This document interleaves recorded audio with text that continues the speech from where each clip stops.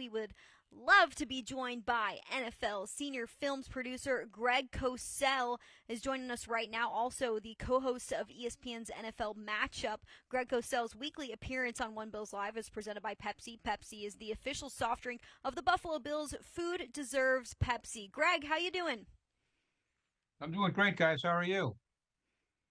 We're doing good, getting ready for this matchup. And before we talk about the Bills and the Broncos, I want to look back on the wild card round matchup against Jacksonville. What was your biggest takeaway from Buffalo's win in that game?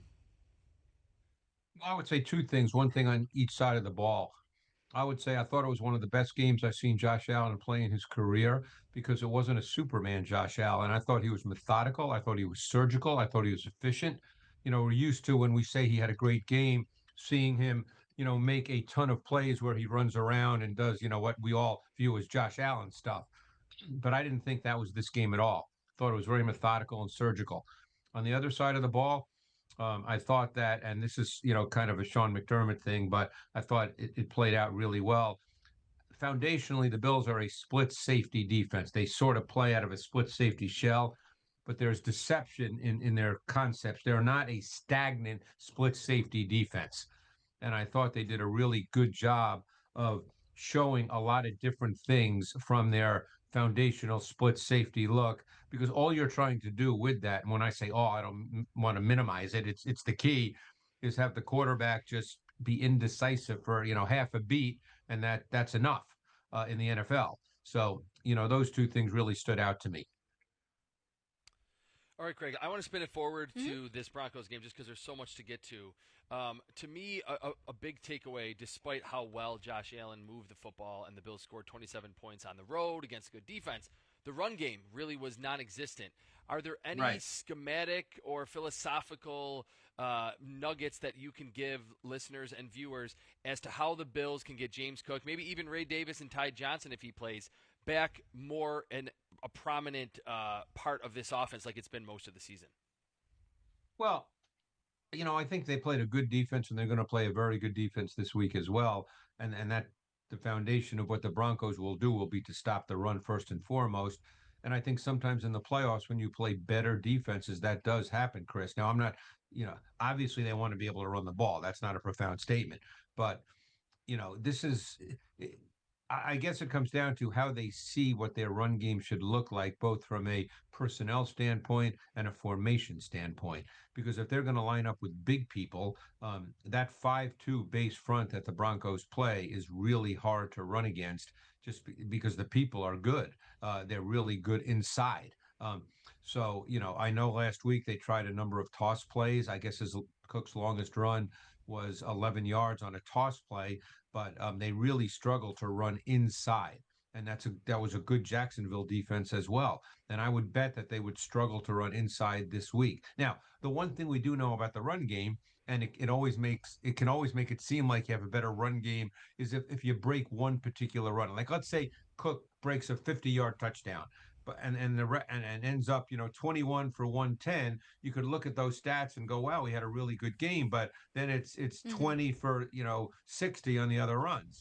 So but because he's that kind of back, that can be a big factor. It's funny. I spoke to a defensive coach actually earlier this morning, and he said to me that he thinks Cook is the best runner in the league, which I thought was, and again, people might say, oh yeah, he led the league in rushing, but Chris and Maddie, that's not what we're just talking about.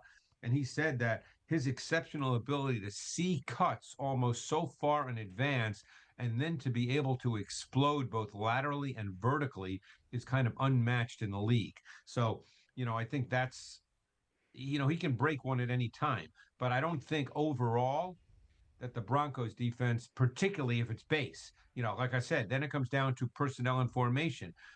I know they're short on receivers, but do they feel like they want to play 11 personnel and try to at least get that defense spread out a little bit? And again, I don't know how, Aaron Cromer and Joe Brady see this, but it's not an easy defense to run the ball against. Yeah, in terms of that 5-2 look that you mentioned, those pass rushers love to attack the quarterback. They're successful in Yep. doing so. They pressure at a top 5 rate, blitz at a top 5 rate. We know Josh Allen is a little bit nicked up from the last game against Jacksonville, dealing with a foot injury, knee injury, finger injury. We know Allen is tough as nails and is going to play through anything, but protecting him is going to be so important. Yeah. How does Buffalo do so against that 5-2 Well, look? They're playing a team, with a Vance Joseph defense. He's the coordinator. That is, you pretty much know what you're going to get, which doesn't make it easy, obviously, but you know when you play Vance Joseph that you're going to get a lot of man coverage and you're going to get a lot of pressure. And of course, all this is situational, and nothing is 100%, but you know what you're going to get. Now, it's funny. I went back and looked, and I know the game was in Buffalo last year, but I thought it was instructive to go back and look at the wild card game from a year ago. And I thought that was another game where I thought Josh Allen was really, really good. I mean, he was efficient in that game. And the thing that stood out to me was the use of tight ends, which could well be the case this week because they're down wide receivers. Because, Kincaid had some plays, Knox had some plays.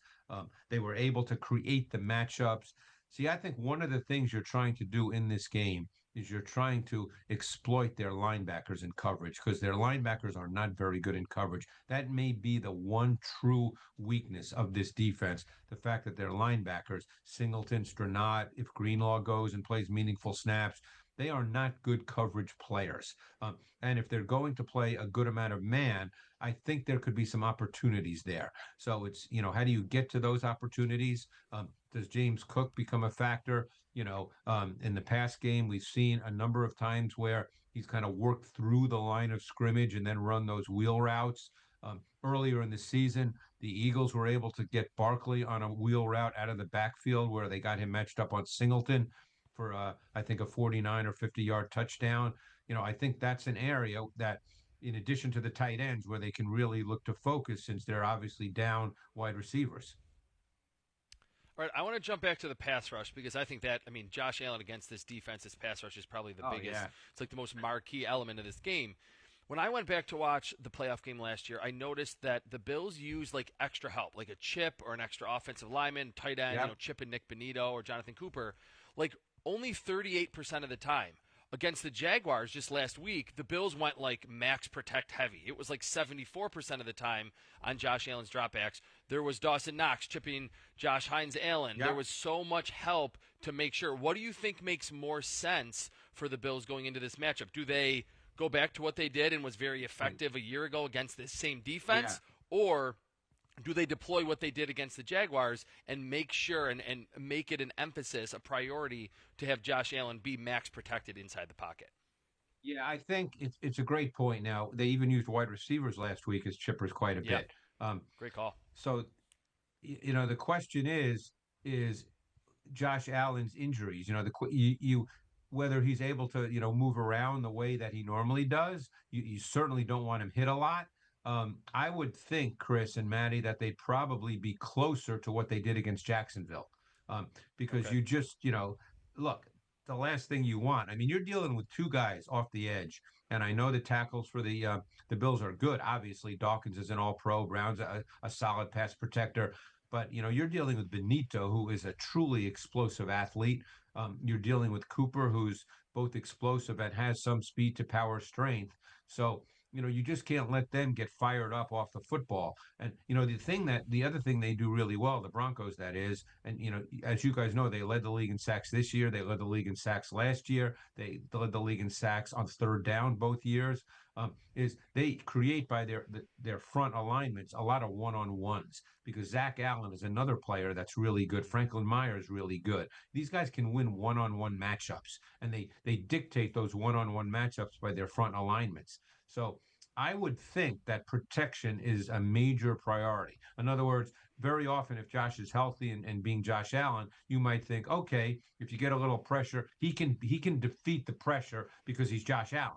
But I don't know if, based on the injury, so we don't know the answer to this, obviously, but, you may not think that you want him. Maybe he's not going to move quite as well. You just don't know.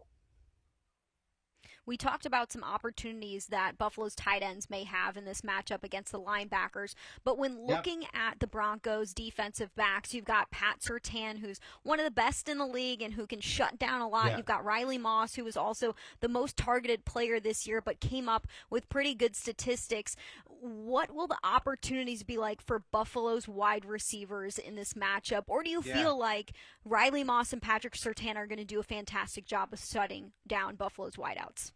Well, I'm kind of a believer, and maybe they're not. I'm always a believer that just because you're going against a great player, you can't take the approach we're never going to throw the ball. Now, that doesn't mean you're going to throw 20 balls at Patrick Surtain, but I don't think you can go into a game and say, well, we're going to change our offense because of Patrick Surtain, you know, and you're going to have to throw the ball to the wide receiver somewhere along the line in this game. Now, there's obviously multiple ways to do that.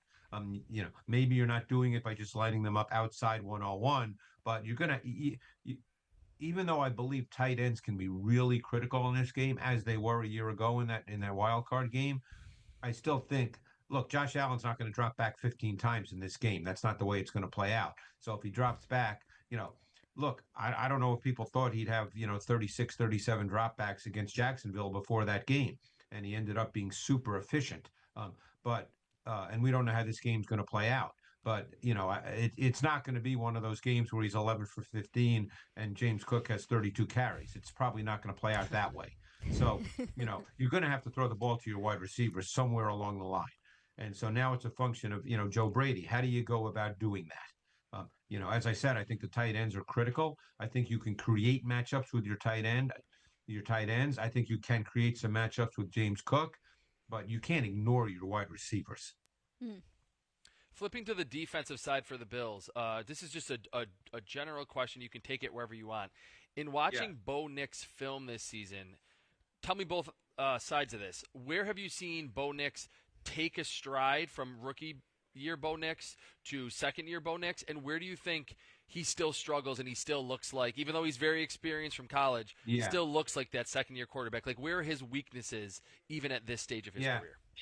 It's a great question, Chris, because I think he's been a little uneven this year. I think he's had some really good moments, but I think he's also had some moments where it appears that he's a little frenetic in the pocket, that he's overreactive to what he perceives as pressure, and then he doesn't see it real cleanly. Obviously, pressure is always important, no matter who the quarterback is. One of the things that the Bills do exceptionally well, because they're not a high percentage blitz defense. They'll blitz and they'll have some simulated pressures where they bring. One of the things they do really well is bring defensive backs as part of simulated pressures where it's really a four-man pass rush. They play a lot of sort of non-traditional cover two. They get to it through a lot of disguise and late rotation. They play a lot of hybrid coverages where it's one coverage on one side and another coverage on the other side. I think you'll see a lot of that because that's the way you can slow down the processing for Bo Nix. And then when you do that, he obviously will move. And then because he does move well, then you've got to be in a position to deal with that. Now, we know that they are a spy team, but you're not spying on 1st and 10. You're spying in pure pass and third down situations, but they will spy.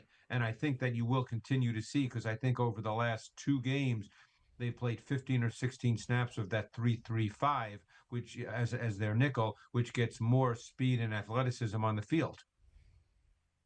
Yeah, it'll be interesting to see how Buffalo uses that 3-3-5 look against the Broncos. One thing that the Broncos have struggled with on offense as well, which is led by Bo Nix because he's at the quarterback position, is drives have stopped early. They have a high 3-and-out percentage, 7 most in the league at 38%. Yeah. They're not good at staying on the field and stringing together plays to get to scoring opportunities. So when looking at how the Broncos have struggled in doing so, who are some of those players that Buffalo's defense are going to have on notice, whether it be Cortland Sutton or R.J. Harvey, the rookie? Well, a couple of things. Number one, I think Sean Payton is going to try at least and see how it works to get the Bills out of that two shell that they always want to be in. And I think he might try to run the ball with big people. They do play with a fullback. They do play with multiple tight ends. and he may see how that goes, because if he can, he would love to get the Bills out of that two shell structure, which we spoke about, where they do so many things from a coverage standpoint, where it's really multiple. And I think Sean does as good a job as anybody in the league in that regard. Um, the player I think besides the obvious ones you mentioned, Sutton, I think Marvin Mims is an intriguing player here. Mm. And he's not a volume target, but they use him. He's kind of their movement receiver. He kind of is their lineup anywhere in the formation receiver. And he does have some speed. So you have to be careful with him, because look, the last thing any defense wants to do is give up, the 50-yard touchdowns, that. And obviously the Bills are structured in such a way because of that two shell that they play in a sense top down, and they normally don't let people get behind them. So, that's kind of how it's structured. But I think Mims is just a guy, like I said, it's not as if he's going to get 12 targets, but I think you just got to be careful about him. Last one for me, Greg. You mentioned the Bills are not afraid to use a quarterback spy. They have pretty athletic linebackers. We'll see if Terrell Bernard plays or not. Do you think that is the ultimate way to kind of thwart some of what Bo Nix wants to do as a scrambler? He has a very low pressure to sack rate. He does not get sacked a ton, and he is pretty athletic. He's twitchy in the pocket and explosive. Yeah.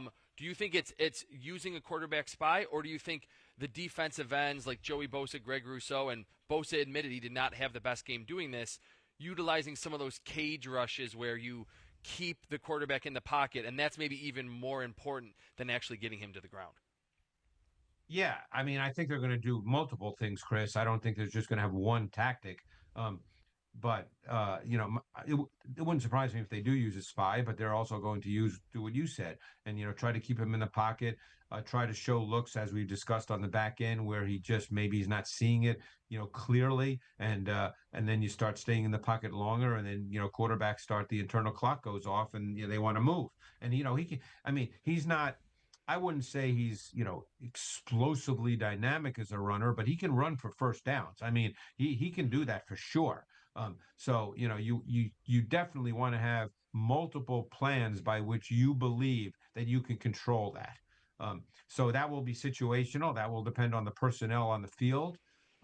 But the defense it's not an easy. The Bills' defense on the back end is not an easy defense to play against, because they have all these different looks and these hybrid looks and these coverage rotations. And, I mean, they show you one thing, and, even early in the game this past week when they ended up playing 2-man coverage and Bishop ended up covering Myers on that out route, which, theoretically could have been caught, but it wasn't, and he lined up on the line of scrimmage. It looked like he might be a blitzer, and then it became 2-man, and then even on the final play of the game, where it looks like one thing, and then all of a sudden Bishop is kind of a poacher or a robber in the middle of the field. They just change up the looks an awful lot, and I think that's something that's a staple of what Sean McDermott does, and because I think, if one's being fair, you could say they don't have a great pass rush. They don't have that one guy that you go, oh my God, we better stop him or else we're in trouble. Now, there have been games where the pass rush has been very good, but I think for them, it's more a combination of what they do on the back end, feeding the rush, as opposed to the rush dictating what happens on the back end. Yeah, it'll be very interesting to see how Buffalo mixes things up and tries to confuse Bo Nix, make him hold on to the ball just a second longer so Buffalo's defense can pounce. Greg, we want to thank you for coming on the show and helping us break down this big divisional round matchup between the Bills and the Broncos. Thanks, guys. Really appreciate it. Thanks, Greg. All right, that was Greg Cosell, NFL Films senior producer, also the co-host of ESPN's NFL Matchup.